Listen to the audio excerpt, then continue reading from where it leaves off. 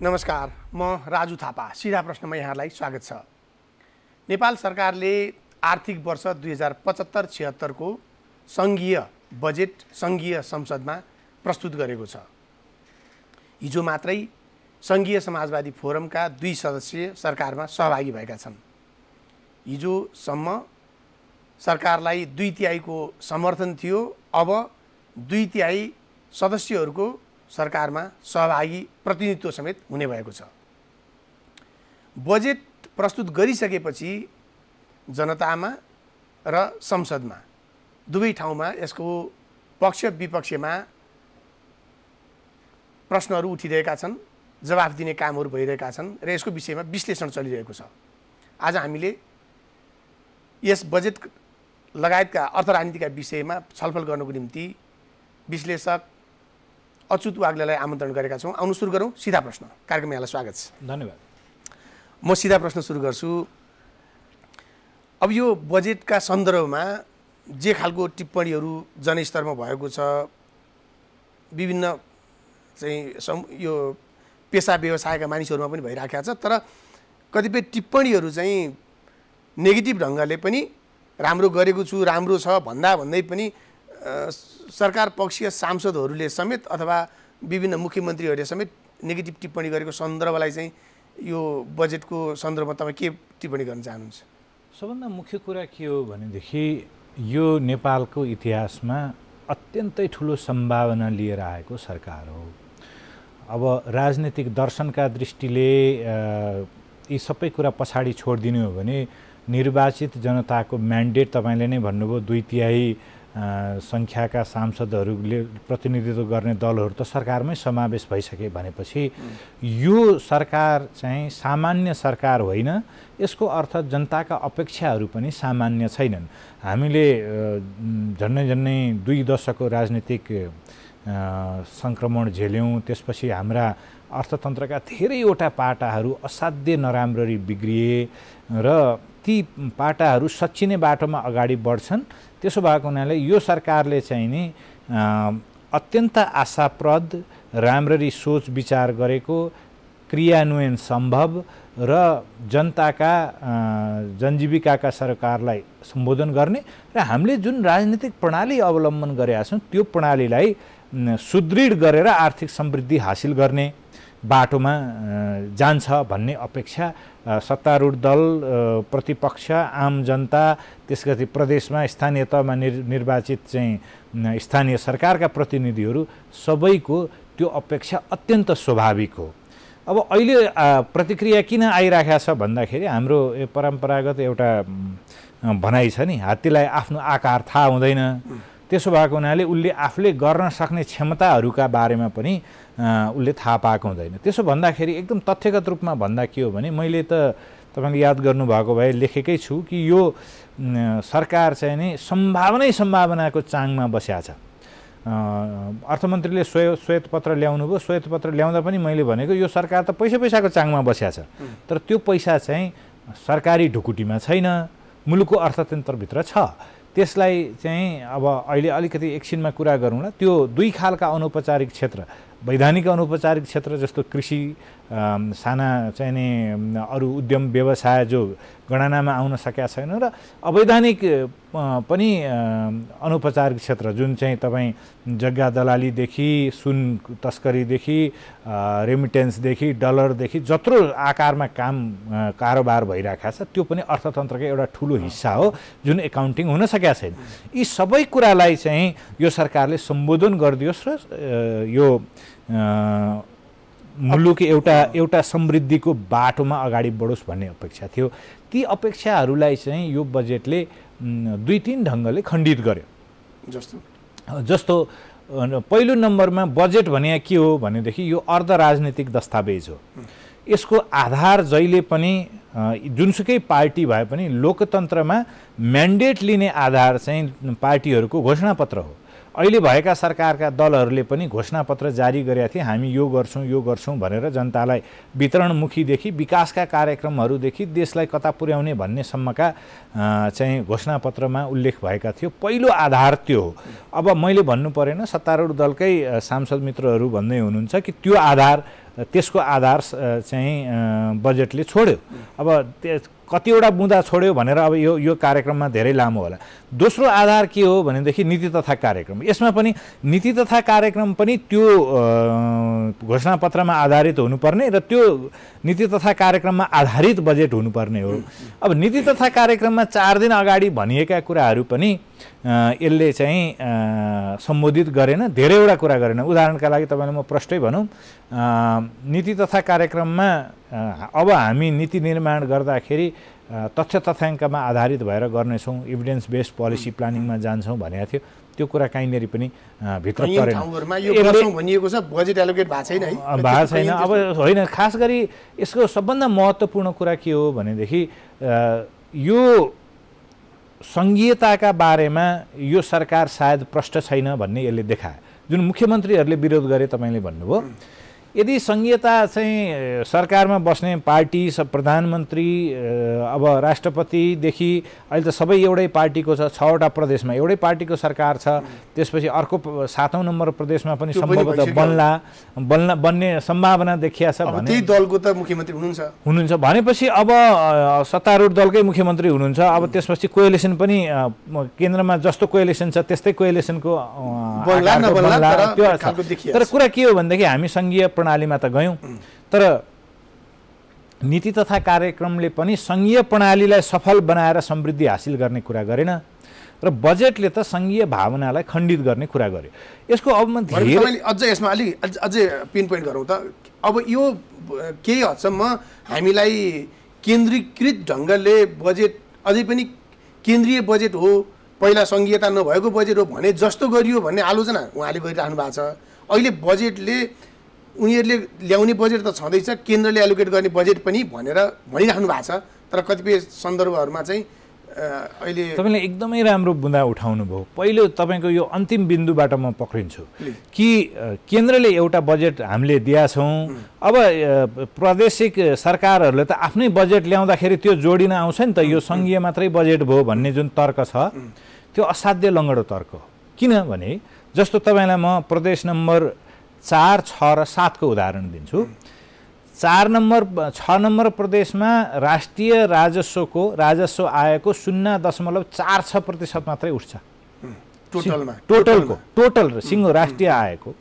अब त्यसलाई अब प्रादेशिक सरकारले कर लगाएर 2% को हाराहारी बनाउलाले मानिदिनुहोस् भनेदेखि जुन 6 नम्बर प्रदेशको सरकारले प्रस्तुत गर्ने बजेट हो त्यो पनि उसले पढ्ने मात्रै हो। केन्द्रबाट आएको स्रोत म यसरी खर्च गर्छु भनेपछि त तात्विक रूपले चाहिँ त्यो केन्द्रको बजेट मात्रै हो, गाउँपालिकाको जस्तो समेत हुँदैन। त्यसपछि अर्को तपाईँलाई म उदाहरण दिउँ, 4 नम्बर प्रदेशको, त्यसमा झन्डै 4.5% जति राजस्व उठ्छ। त्यस्तै 1.23 विगत 10 वर्षको औसतको जोड्दाखेरि, जिल्लाहरूको समेत जोड्दाखेरि त्यो अहिले 7 नम्बर प्रदेशमा परेका जिल्लाहरूको चाहिँ नि राजस्वको राष्ट्रिय आयको हिस्सा मुस्किलले 2% पनि छैन।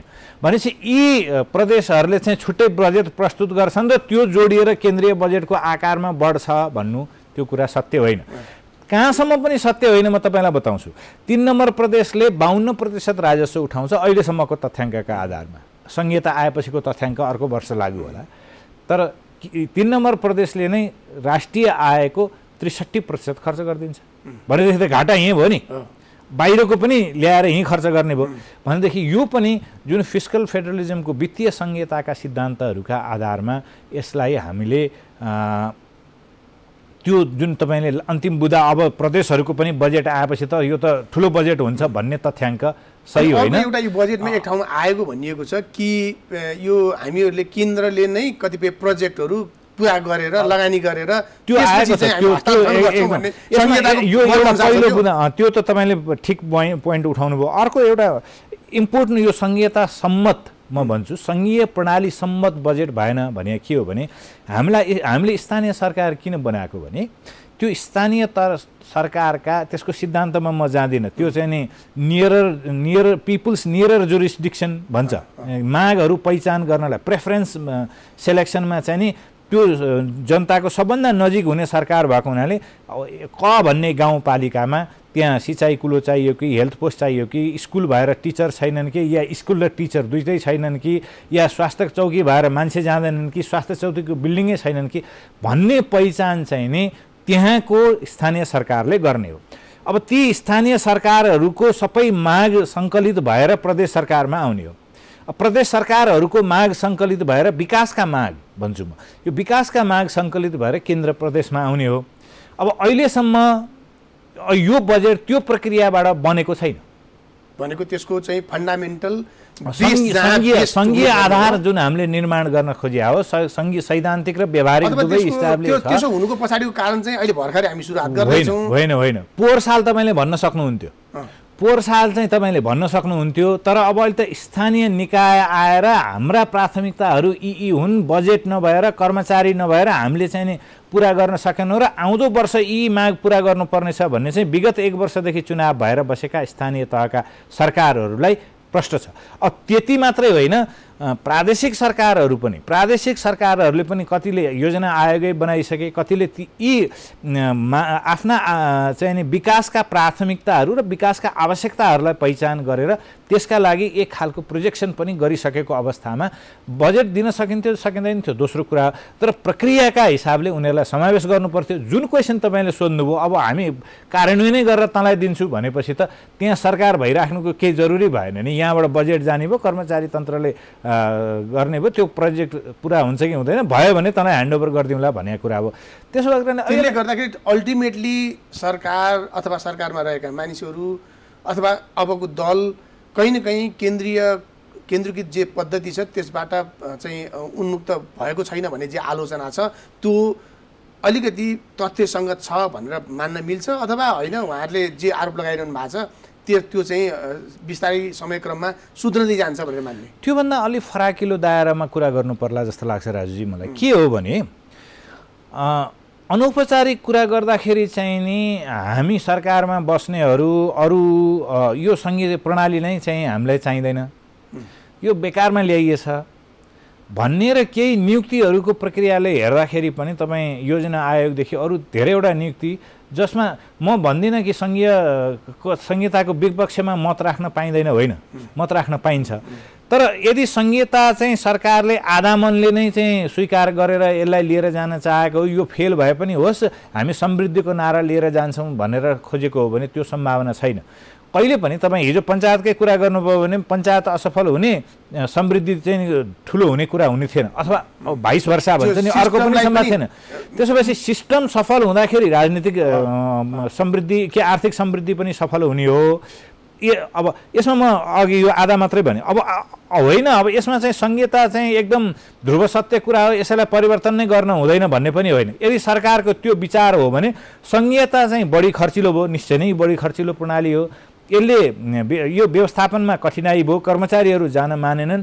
अबको केही समय चाहिँ हामी यो सङ्घीय प्रणालीलाई कार्यान्वयन गर्ने भन्दा भिन्न ढङ्गले जान्छौँ, अथवा दीर्घकालमा सङ्घीय प्रणालीमाथि पुनर्विचार गर्नका लागि हामी जनमत सङ्ग्रह गराउँछौँ, अथवा अर्को कुनै जन म्यान्डेट भन्छ नि, पिपुल्स म्यान्डेट हामी लिन्छौँ। त्यो यदि मन परेको छैन भने त्यो बाटोमा जानु पर्यो, डेमोक्रेटिक डिस्कोर्समा जानु पर्यो।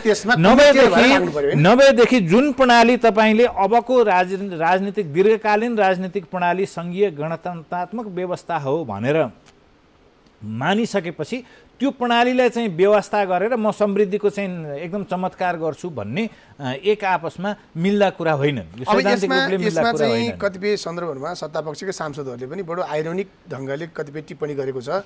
यो बजेटलाई लिएर तल जनता धेरै उत्साहित भएको देखिएन भन्ने कुरा छ। त्यस्तै गरेर अब प्रदेश स्तरमा अथवा यो चाहिँ व्यावसायिक स्तरमा पनि मान्छेहरू तर्सेको भन्ने यस्तो पनि कता कता आइराखेको छ। अब र अलि माथिल्लो वर्गको मान्छेहरू पनि कता पलायन हुने अथवा धेरै उत्साहित नहुने यो चाहिँ यो यस्तो पनि देखिएको छ भन्ने टिप्पणी पनि आएको सन्दर्भलाई हेर्दाखेरि यो बजेटले रियल गर्न खोजेको के र यसको आइडेन्टिटी के? यो कम्युनिस्ट सरकारले दिएको बजेट जस्तै छ, यो उदार लोकतन्त्रवादी सरकारले दिएको बजेट जस्तै छ, अथवा यो अरू केही भन्न मिल्ने त्यस्तो बिम्बहरूको जस्तो बजेट छ? तपाईँ के भन्नुहुन्छ? होइन, यो चाहिँ नि उदार लोकतन्त्रवादी बजेट छैन यसमा दुईटा कुराको मिक्सचर छ। एउटा चाहिँ वितरणमुखी असाध्य हुने प्रयास यसले गरेका छ। अर्को चाहिँ यसका तीनवटा प्रष्ट कमजोरीहरू देखिया छन्।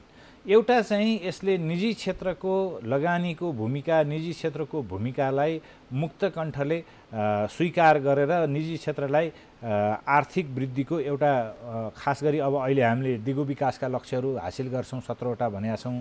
त्यसपछि प्यारिस क्लाइमेट चेन्जका कमिटमेन्टहरू पुरा गर्नुपर्ने छ।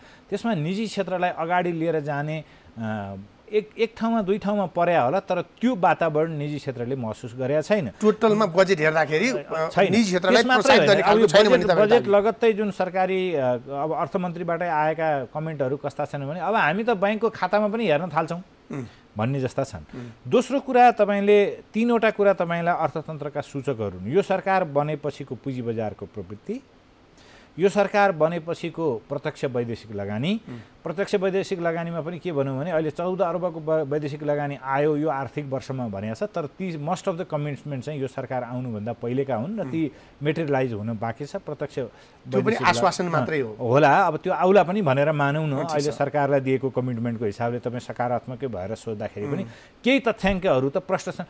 त्यसपछि हिजो छाडी अस्ति राष्ट्र ब्याङ्कले प्रस्तुत गरेको तथ्याङ्कले के भन्छ भने यो आर्थिक स्थितिको 21 नम्बर बुँदामा छ त्यो। त्यसले के भन्छ भने अब बाह्य आर्थिक स्थिति चाहिँ जोखिमपूर्ण अवस्थामा पुगिसकेका छ र यो चालु खाता घाटा चाहिँ 172 अर्ब 172 अर्ब चाहिँ चालु खाता घाटा भइसकेको छ र त्यसै गरी शोधनान्तर घाटा पनि 15-16 अर्बको भएको छ। शोधनान्तर घाटा ट्रान्जिसनल होला, त्यसलाई मान्न सकेर, तर गत पुसदेखि निरन्तरको चालु खाता घाटाको अवस्था छ। अर्को भयावह स्थिति के छ भने व्यापार घाटाको छ। र तपाईँले अथवा एउटा नागरिकको रूपमा कसैलाई पनि सोधौँ न, यो व्यापार घाटा घटाउने भने त तपाईँले उत्पादन गर्नु पर्यो र निर्यात गर्नु पर्यो। यो बजेटले त्यस्तो के कुरा प्रस्तावना गर्यो जुन जुन कुरा उत्पादन हुन सक्छ? ठिक छ, त्यो कुरामा अझै आउँला अगाडि सर। तर तपाईँले अहिले उठाएकै सन्दर्भ भने राष्ट्र ब्याङ्कले दिएको रिपोर्टमा चाहिँ त्यसो भनिएको छ, त्यही कुरा ठ्याक्कै मेन्सन भयो त यो बजेटमा त फेरि किन लुकाइयो? धेरै कुरा रिफ्लेक्सन भएको छैन यसमा। मैले अलि अगाडि पनि भनेको छु, धेरै अनौठा कुराहरू यसमा परेका छन्। त्यसो भएर यो मिक्सचर हो भनेर भने मैले। किन भनेदेखि तपाईँले अर्को कुरा, तपाईँले महत्त्वाकांक्षी पनि भन्नुभयो अथवा वितरणमुखी गर्न खोजिएको छ भन्नुभयो, तर यहाँ वितरण भएन भन्ने आलोचना पनि छ। फेरि यो आलोचना दुईटा कुराले लिन्छु हेर्नुहोस्। जुन सांसदहरूको आलोचना छ उहाँहरूको बढी आक्रोश अहिले म के देख्छु भने निर्वाचन क्षेत्रमा सिधै बजेट दिएन भन्ने पक्षमा छ। त्यो बजेट नदिने कुरा चाहिँ सही कुरा हो। उहाँहरूको भूमिका, सांसदहरूको भूमिका त्यो बजेट लगेर निर्वाचन क्षेत्रमा आयोजना सञ्चालन गर्ने हुँदै होइन। त्यो पहिले जुन सरकारले गरेको भए पनि त्यो राष्ट्रको नाममा घात गरेको हो र अहिले उहाँहरूको बढी आक्रोश चाहिँ नि अर्को कोही अर्थमन्त्री भएको भए दिन्थ्यो भनेर उहाँहरूले गर्नुभएको हो। त्यसमा पनि उहाँ अडिन सक्नु भएन। यो 4 करोड रुपियाँमा पनि अडिन सक्नु पर्थ्यो, अडिने नै थियो, आलोचना आउनु नै थियो भने त्यो त गलत कुरा थियो। अब यसमा विभेदको कुरा पनि हेर्नु, सङ्घीय संसदलाई चाहिँ तपाईँको सङ्घीय सरकारले 4 करोड रुपियाँ दिएपछि प्रादेशिक सांसदलाई प्रादेशिक सरकारले 2 करोड किन नदिने? कसरी दिने? महानगरपालिकाले चाहिँ हरेक चाहिँ सदस्यलाई 1 करोड किन नदिने? भनेपछि यो विकृतिको जुन सुरुवात हो, यो आलोचनाको दृष्टिकोण जुन सांसदहरूबाट भइरहेछ, त्यसमा चाहिँ नि अर्थमन्त्रीजीप्रतिको मेरो सहानुभूति छ कि उहाँ त अझ अडिन सक्नु पर्थ्यो प्रोफेसनल इकोनोमिस्टको हिसाबले कि यो हुँदै नहुने कुरा हो भनेर उहाँले सायद राजनीति थेक्न सक्नु भएन। तर उहाँले राख्नै नहुने तथ्याङ्कहरू राख्नु भएको छ। मैले अस्ति पनि एक ठाउँमा भने यो सजिलो तथ्याङ्क भएको हुनाले मैले दोहोऱ्याएको। तपाईँ 2 वर्षमा 20 लाख पर्यटक ल्याउँछु भन्नुभयो, ठिक छ। अहिले तपाईँ अन्तर्राष्ट्रिय हवाई अड्डाको अवस्था के छ? प्लेन ल्यान्ड गर्न सक्दैन, उड्न सक्दैन। अहिले टुरिस्ट टोटल हवाई ट्राफिक चाहिँ नि अब 9-10 लाखको टुरिस्ट ल्याउन सक्ने छ भनेपछि त तपाईँले त्यो हवाई अराइभल ल्यान्ड गर्ने क्षमता डबल नबनाइकन त 20 लाख त पुर्याउन सक्नुहुन्न। अहिले नयाँ बनाउन थालियो भने पनि 2-3 वर्ष लाग्छ। विमानस्थल मात्रै बनेर भएन। तपाईँ भारतसँग एयर रुट लिन सक्नु भएको छैन 17 वर्षदेखि। र कुन एयरलाइन्स यहाँ फ्लाइ इन गरिदिन्छ कि चाहिँ नि 10वटा जेट चाहिँ आरएलए किन्छ भनेदेखि ठिक छ, 20 लाख पर्यटकको लक्ष्य राख्न पाइएन भन्ने होइन। तर 2 वर्षमा गर्छु भने त त्यो त एउटा भनिदिउँ न, के छ र बजेटमा भनिदिउँ भने यस्ता दर्जनौँवटा कुरा छन्। र कहाँसम्म छ भनेदेखि हामी कम्युन बेस्ड खेती पनि गर्छौँ भनेको छ। र एग्रिकल्चरको त कस्तो अवस्था छ भने अब एग्रिकल्चरमा अहिले प्रोडक्टिभिटी उत्पादकत्व एकदमै खराब भएको अवस्था के कारणले हो भने तपाईँ एग्रिकल्चरमा कोही पनि कृषि अब बुढाबुढी र बच्चा मात्रै छन्, युवा कृषि श्रमिकहरू यहाँ कोही पनि छैन। त्यसो भएपछि कृषिमा लाग्ने मनोवृत्ति नै विकास हुन सकेको छैन, त्यो विखण्डित भएर गयो। अब कृषिमा तपाईँ कसरी तिनीहरूलाई इन्भल्भ गराउनुहुन्छ? अब औपचारिक डाटा हेर्नु, तपाईँले भन्दै गरेको जे भए पनि जे होस्, कहीँ न कहीँ यो कम्युनिस्ट सरकारले पेस गरेको बजेट हो भन्न पनि खोजिएको छ। कहीँ न कहीँ फेरि निजी क्षेत्रलाई हामीले चाहिँ इन्कर्पोरेट गर्न सक्दैनौँ भन्ने पनि नभन्दै तर्सेको मैले भन्दा छुट्याइछु। यो निजी क्षेत्रको एउटा कुरा हो। अब यो जुन यो सेयर बजारदेखिका कुरा छन्, अन्तर्राष्ट्रिय दाताहरू हामीसँग त पैसा छैन भन्ने कुरा त प्रष्टै छ। अस्ति अर्थमन्त्रीको श्वेतपत्र माने पनि, अहिलेको व्यापार घाटाको जुन तथ्याङ्क राष्ट्र ब्याङ्कले निकाल्यो त्यो माने पनि, चालु खाता घाटाको मागे पनि हाम्रो यी सबै लक्ष्य हासिल गर्न सक्ने छैन। 4 खरब 25 अर्ब त ऋणबाट लिने, त्यसको त अझ त्यो बजेट स्ट्रक्चरको त त्यो अनुशासनहीन बजेट हो भनेर म भन्न सक्छु। अब पहिले चाहिँ उहाँले चाहिँ अब यो आफू आएपछि रिभाइज गर्दाखेरि चाहिँ नि यो पहिले धेरै राखेछन् भनेर घटाउनु भएको थियो रिभिजनमा। अब अहिले उहाँले फेरि यही घाटा चाहिँ 1/3 बजेट, प्रस्तावित बजेटको 1/3 नै घाटा भएको त सन्देश। म के भन्न चाहेको थिएँ भने अन्तर्राष्ट्रिय यो सरकार चाहिँ अत्यन्त सम्भावना भएको सरकार हो भने, किनभने राजनीतिक स्थिरता र 5 वर्षको नीति अग्रगम्यता भनौँ न, त्यो पहिले के नीति ल्याउला भन्ने कुरालाई अहिले प्रष्ट पारिदिन सकेको भए हामी अर्थमन्त्री नै दिँदै हुनुहुन्छ भियतनामको, लाओसको, चाइनाको कम्युनिस्ट सरकार भएर नहुने हो र भनेर।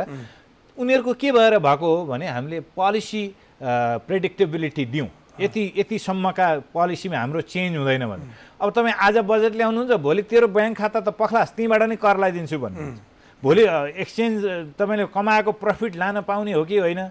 यहाँको बजारमा चाहिँ खास गरी यहाँ उत्पादन गरेर त ठुला कम्पनी आएर वितरण गर्न सक्ने केही पनि सम्भावना त छैन। अर्को एउटा बजारमा दायरा यति, अघि सुरुवातमा तपाईँले के भन्नुभएको थियो भने दायरा यति बढाउन सकिन्छ। तपाईँ खरबौँ बजेटको माथि बसिराख्नु भएको छ, चाङमा बसिराख्नु भएको छ। किन भन्दा सम्भाव्यता धेरै छन्, दायरा बढी छ भनेर हो। दायरा यसमा कति बढ्यो, दर चाहिँ कति बढ्यो, दर चाहिँ बढाउने प्रयत्न अरू अर्थमन्त्रीले जस्तै गरियो, तर दायरा बढाउन सकिएन, बनाउनपट्टि लागेन भन्ने यो तर्क अथवा यो आलोचना ठिक हो कि होइन? हो, यसमा कुरा के हो भनेदेखि दायरा बढ्ने भने के हो? तपाईँको पहिलो चाहिँ तपाईँलाई मैले 5 रुपियाँ नै दिन्छु भने तपाईँसँग विश्वसनीयताका आधारले दिन्छु होला नि त, विदेशीले दिने भने त हो। त्यो विश्वसनीयता चाहिँ नि यो बजेटले कहाँनिर आर्जन गर्न प्रयास गरेको छ। र अहिले सरकार गठन भएको हामीले यो विगतका 110 दिनमा विदेशीहरूले दिएका प्रतिक्रियाहरूले सरकार चाहिँ नि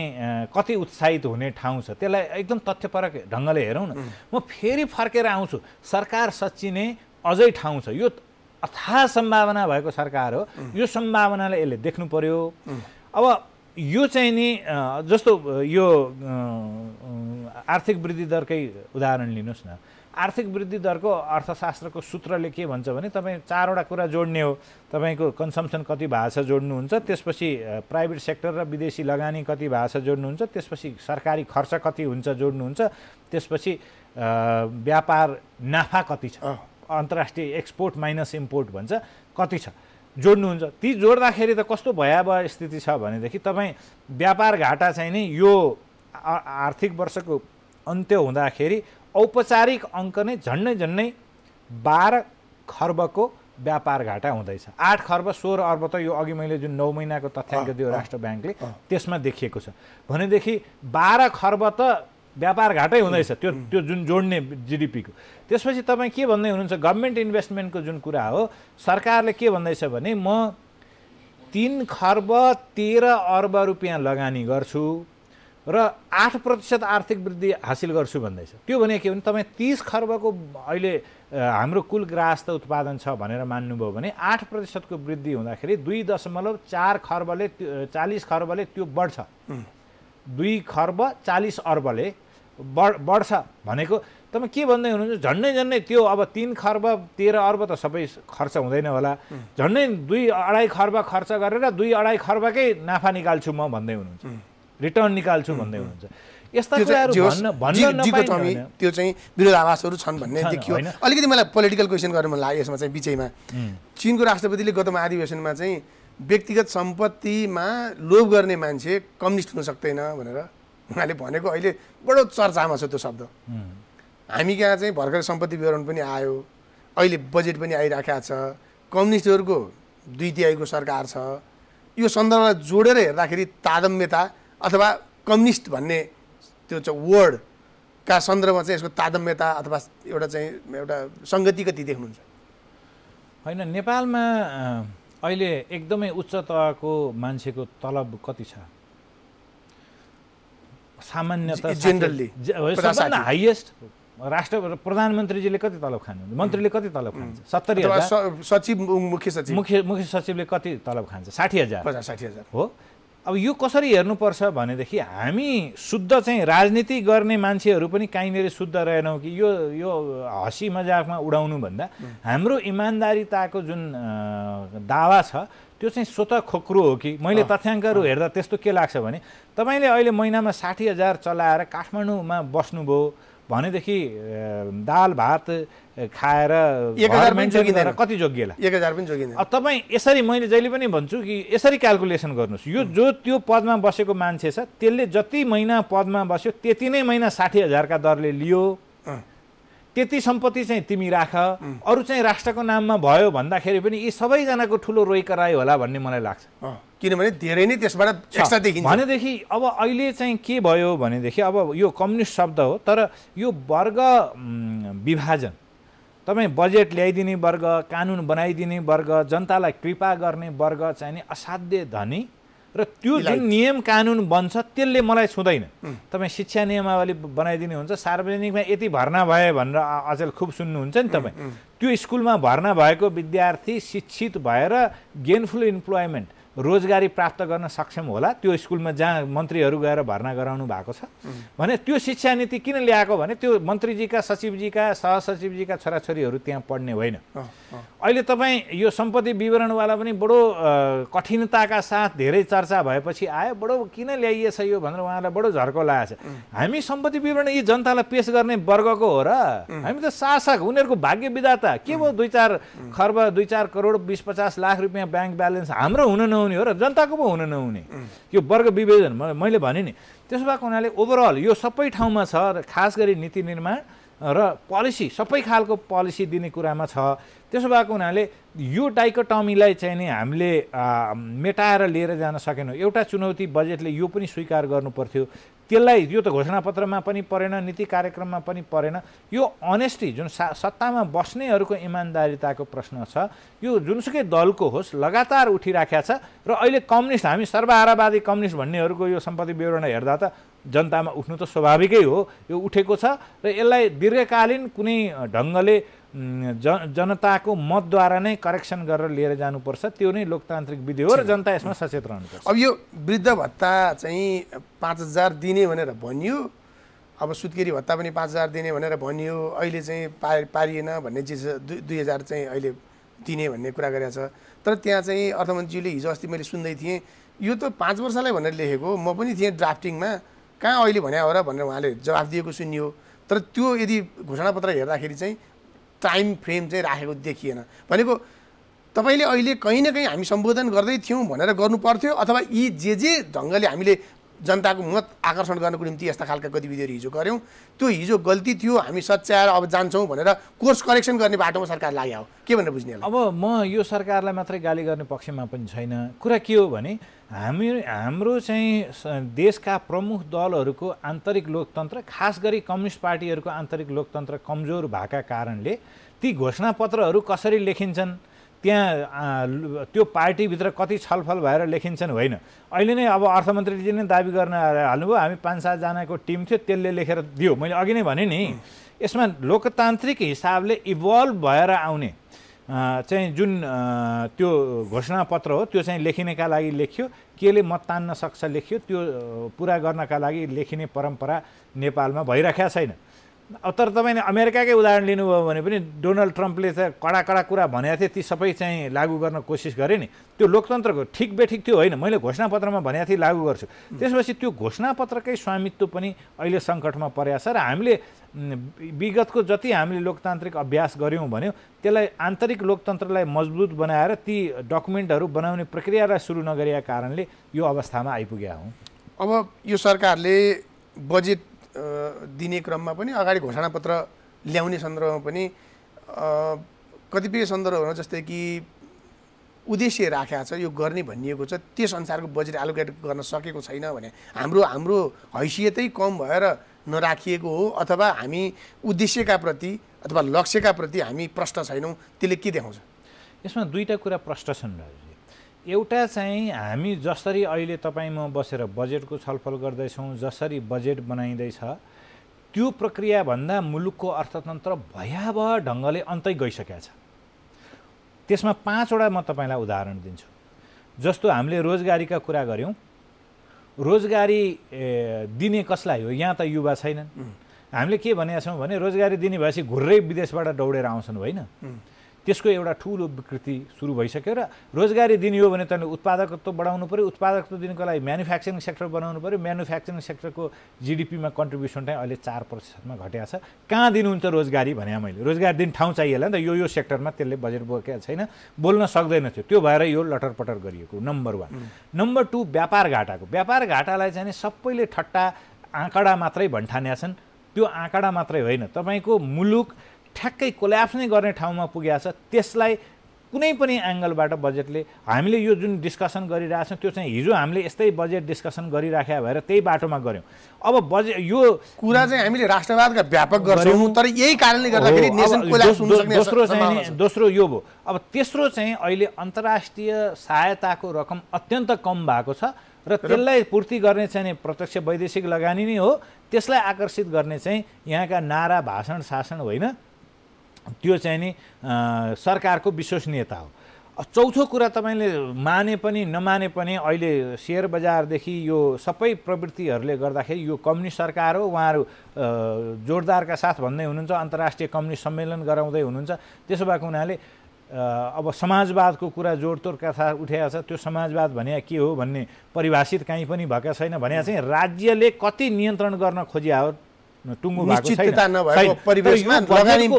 झुकाव, यो बजेटको समग्र झुकाव तपाईँले के हेर्नुभयो भन्नु पाउनुहुन्छ भनेदेखि उत्पादन, रोजगारी, व्यापार घाटा नियन्त्रण मार्फत वृद्धि होइन, हामी नियन्त्रणमुखी हुन्छौँ भन्ने चाहिँ धेरै ठाउँमा तपाईँले कम्तीमा 2 दर्जन ठाउँमा बजेटका सङ्केतहरू पाउनुहुन्छ। तर त्यसको पोजिटिभ इम्प्याक्ट आउँछ भन्ने कुरा भयो त फेरि त्यसले राम्रै अर्थ राख्ला। तर यसमा चाहिँ नि कुनै दृष्टिकोण प्रष्ट दृष्टिकोण रहित, प्राथमिकता रहित भयो र जे कुरा प्राथमिकता हुनु भनियो तिनीहरूका वाट चाहिँ आयो, हाउ चाहिँ आएन। सबै कुराको सूचीबद्धता भयो, कसरी तिनलाई एचिभ गरिन्छ भन्ने। सर हामी लास्टमा छौँ, मलाई पोइन्टली भनिदिनुहोस्। सरकारले विशेष गरेर प्रधानमन्त्री केपी शर्मा ओलीले कैयन कुराहरूको सपना त अझ भाषण मार्फत जनताले धेरै देखाएका छन्, अपेक्षा पनि त्यो अनुसार राखेका छन्। हामी हिन्द महासागरमा जहाज चलाउँछु भन्नुभएको छ, बजेटले सम्बोधन गरेन। तर फेरि यही वर्षभित्र हामी यो जहाज चलाउँछौँ भनेको सुनिएको छ होइन। यो जहाजको कुरा चाहिँ म एकदम प्रायोरिटी के त्यो भयो भने के प्रायोरिटी नै चाहिएन। यसमा कुरा के छ भने जहाज चलाउन चाहिँ तपाईँले राष्ट्रका लागि 4-5 अर्ब रुपियाँ केही पनि होइन, 5 अर्ब रुपियाँको जहाज एउटा किनेर हिन्द महासागरमा नेपालको झन्डा भएको जहाज हाल्न सक्यो। यस्ता कुराहरू नेसनलाई के पे गर्छ? अलिअलि काम पनि लाग्ला, कार्गो पनि ल्याउला, तर त्यो चाहिँ नि मैले जुन फन्डामेन्टल इकोनोमी चाहिँ नि लिगबाट बाहिर गइसकेको जुन कुरा गरेँ त्यसलाई ल्याएर नेपालका शिक्षित युवाहरूलाई यहाँ रिटेन गर्न नसकिकन, व्यापार घाटा नघटाइकन, म्यानुफ्याक्चरिङ सेक्टरको कन्ट्रिब्युसन नबढाइकन र नेपालको अर्थतन्त्रलाई समग्र रूपले चलायमान र विश्व अर्थतन्त्रको एउटा हिस्सा, ठुलो विश्व अर्थतन्त्रको आर्थिक मालाको एउटा चलायमान गेडी नबनाइकन हामी समृद्धिको बाटोमा हिँड्न सक्दैनौँ। म कसरी कन्क्लुड गरौँ राजुजी भनेदेखि यो सरकारले, केपी ओलीजीले खास गरी यो सरकारको ठुलो सम्भावना छ भन्ने अनुभव गर्नु पर्यो। हात्तीले आफ्नो आकार अनुभव गरे जस्तो यसले डेलिभर गर्न सक्छ भन्ने कुरा रियलाइज गर्नु पर्यो र डेलिभर गर्न सक्छु भनेर भाषण र ठट्टा गरेर भएन। डेलिभर गर्नका लागि मेकानिजम बाटो चाहिँ नि ठिक लिएर जानु पर्यो र हल्ला गर्नु भएन। यो बजेट चाहिँ नि ती बाटा पक्रिनका लागि जुन मैले भन्छु नि यो पैसाको चाङमाथि बसिया छ भन्ने, त्यो पैसाको चाङ चाहिँ ती चाङमा बस्नेहरूलाई नलखेटिकन तपाईँले एकदम अत्याउनु भयो भने त त्यो पैसा सबै लिएर क्यापिटल फ्लाइट सुरु भइसक्यो अहिले। हो, त्यो पुँजी चाहिँ देशभित्रै रहने गरी उनीहरूको पनि स्वार्थलाई सम्बोधन गरेर राष्ट्रको बृहत्तर स्वार्थलाई सम्बोधन गर्ने दृष्टिकोण देख्न सक्ने मान्छे चाहियो। त्यो देखेर त्यसलाई सम्बोधन गर्नु पर्यो। अब रियलका कुरा व्यापक आइराखेका छन् होइन, बाटोहरू त्यति नै हामी गर्छौँ भनिएको छ, समृद्धिको अब वर्ष सुरुवात भयो भन्ने जे आशा जगाइएको छ, वास्तवमै हामीले जनताको सामान्य अब कम्युनिस्ट सरकारले जनजीविकाका कुराहरू बढी गर्छ, त्यसलाई सम्बोधन गर्ने कुराहरू धेरै सम्बोधन अहिलेको बजेटले गर्न सक्ने तत्काल नदेखिए तापनि अहिले बजेट चाहिँ अब यो यो विकासका समृद्धिका कुरा गरिएको छ, त्यसले अल्टिमेट सम्बोधन गर्छ अथवा हामीहरूले यो राजनीति यसैका नाममा गर्नुपर्छ र हामी यो चाहिँ भुमरीमा परिराखेका छौँ कन्क्लुड गर्दा होइन। यो सरकार फेल हुनु हुँदैन, यो बजेट फेल हुने भने यो सरकार फेल हुने, नेसन कोल्याप्स हुन्छ। यो चाहिँ नि यो मुलुकले एउटा ठुलो अवसर अर्को 5 वर्षका लागि गुमाउने हुन्छ।